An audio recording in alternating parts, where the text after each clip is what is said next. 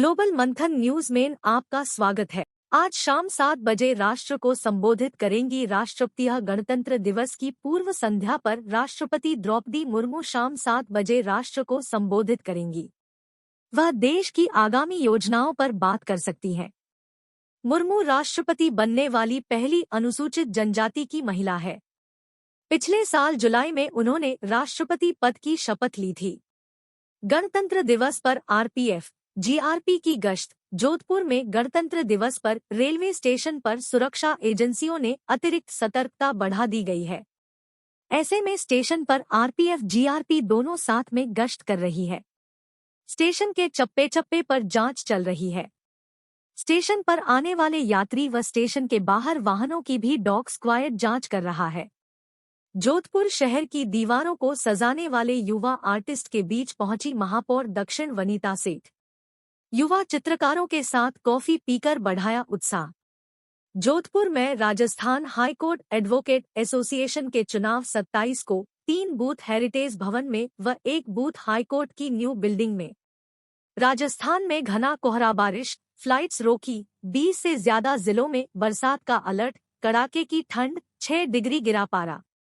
G20 सम्मेलन के दौरान 250 कलाकार देंगे प्रस्तुतियां। जोधपुर में जी20 सम्मेलन के तहत होने वाली एम्प्लॉयमेंट ग्रुप की बैठक के लिए जिला प्रशासन के साथ कई संगठन तैयारियों को अंतिम रूप देने में जुटे हुए हैं। संभागीय आयुक्त एक बैठक ली और उसमें इन तैयारियों की समीक्षा की।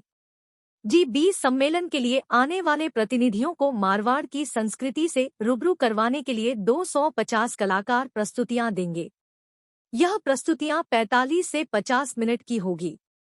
ब्रिटेन में चीनी लेड लाइट्स के जरिए जासूसी कर रहा है। चीन का जासूसी नेटवर्क दुनिया में इतना फैल चुका है कि वह ब्रिटेन जैसे देशों के करोड़ों लोगों की निजी जानकारियां चुटकी में हासिल कर सकता है।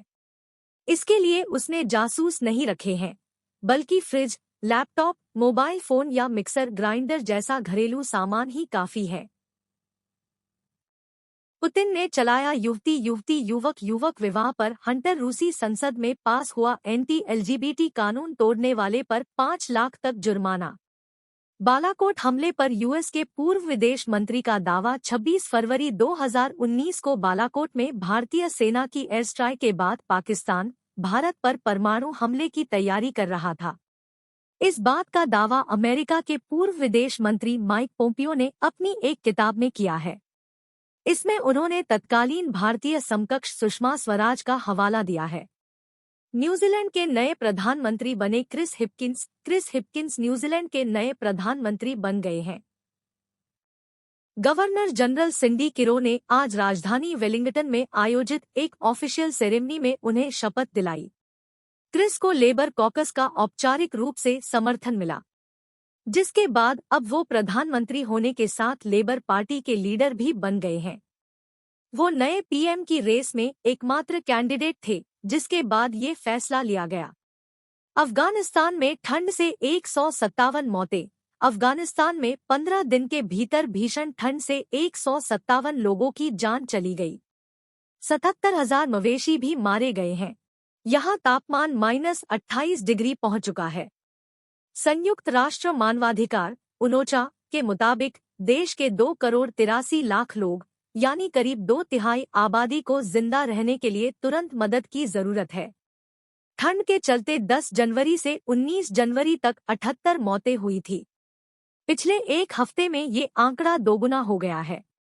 नॉर्थ कोरिया की राजधानी में लगा 5 दिन का लॉकडाउन। नॉर्थ कोरिया की राजधानी प्योंगयांग में 5 दिन का लॉकडाउन लगाया गया है। यहाँ नागरिकों में एक ऐसी बीमारी फैल रही है जिससे उन्हें सांस लेने में तकलीफ हो रही है। रोटी हुई महंगी। आटा खुले में 38 से 40 रुपए और ब्रांडेड पैक में 45 से 55 रुपए प्रति किलो बिक रहा है। जनवरी 2022 में जो भाव थे उसके मुकाबले ये 40% से भी ज्यादा है। कमोडिटी विश्लेषकों का कहना है कि सरकार यदि स्टॉक का गेहूं खुले बाजार में जारी नहीं करती है तो आटे के भाव में और तेजी आ सकती है। हिमाचल दिवस समारोह में सीएम सुक्खू की घोषणा। हिमाचल प्रदेश के पूर्ण राज्यत्व दिवस पर हमीरपुर में आयोजित राज्य स्तरीय समारोह में मुख्यमंत्री सुखविंदर सिंह सुक्खू ने घोषणा की है कि प्रदेश में 500 मेगावाट की सौर योजनाएं स्थापित की जाएंगी। आगामी वित्तीय वर्ष से इस पर कार्य शुरू हो जाएगा। नई निवेश नीति बनाई जाएगी। युवाओं को रोजगार शुरू करने के लिए बिना ब्याज के ऋण प्रदान किया जाएगा। पर्यटन पर विशेष ध्यान दिया जाएगा ताकि स्थानीय लोगों को गांव स्तर तक रोजगार के साधन उपलब्ध हो सके। कॉलेजियम पर सुप्रीम कोर्ट वर्सेस सरकार। जजों की नियुक्ति को लेकर बनाए गए कॉलेजियम पर सुप्रीम कोर्ट और केंद्र सरकार के बीच तल्खी बढ़ती जा रही है। कानून मंत्री किरेन रिजिजू ने मंगलवार को देश की खुफिया एजेंसी की रिपोर्ट्स को सार्वजनिक करने पर कहा, यह देश की सुरक्षा के लिए खतरा है। पीएम मोदी ने मिस्र के राष्ट्रपति के साथ बैठक की। भारत के प्रधानमंत्री नरेंद्र मोदी ने बुधवार को दिल्ली के हैदराबाद हाउस में मिस्र के राष्ट्रपति अब्देल फतेह अल सिसी से मुलाकात की। यहां दोनों के बीच कई मुद्दों पर चर्चा हुई। बैठक में मिस्र के राष्ट्रपति सिसी के साथ आए एक उच्च स्तरीय प्रतिनिधिमंडल ने भी हिस्सा लिया, जिसमें 5 मंत्री और सीनियर अधिकारी शामिल हैं। चलती बस में विदेशी टीचर से गैंगरेप की कोशिश। पूर्णिया में मंगलवार की रात चलती बस में टीचर 35 से गैंगरेप की कोशिश की गई। बस के अंदर 6 युवकों ने पहले उसके साथ अश्लील हरकतें की। थोड़ी देर में वो लड़के रेप की कोशिश करने लगे। खुद को बचाने के लिए महिला ने चलती बस की खिड़की से छलांग लगा दी। सुबह 6 बजे लोगों को वह सड़क किनारे गंभीर हालत में मिली। महिला नेपाल की रहने वाली है। कश्मीर में भारी बारिश से भारत जोड़ो यात्रा जम्मू रद्द। कांग्रेस की भारत जोड़ो यात्रा का आज 131वां दिन है। जम्मू कश्मीर के रामबन में जोरदार बारिश के बाद यह रद्द कर दी गई। लैंडस्लाइड और भारी बारिश के कारण कई सड़कें ब्लॉक हो गई।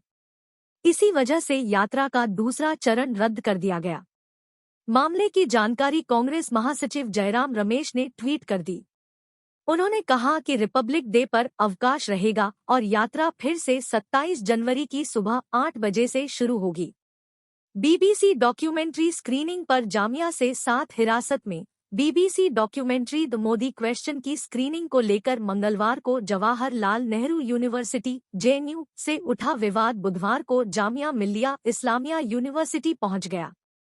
जामिया में विवादित डॉक्यूमेंट्री की स्क्रीनिंग को लेकर अब तक 7 छात्रों को पुलिस ने हिरासत में लिया है। इन पर माहौल खराब करने के प्रयास का आरोप है। तमिलनाडु में खराब मौसम के चलते श्री श्री रविशंकर के चॉपर की इमरजेंसी लैंडिंग। तमिलनाडु के इरोड में आध्यात्मिक गुरु श्री श्री रविशंकर के चॉपर की इमरजेंसी लैंडिंग करनी पड़ी।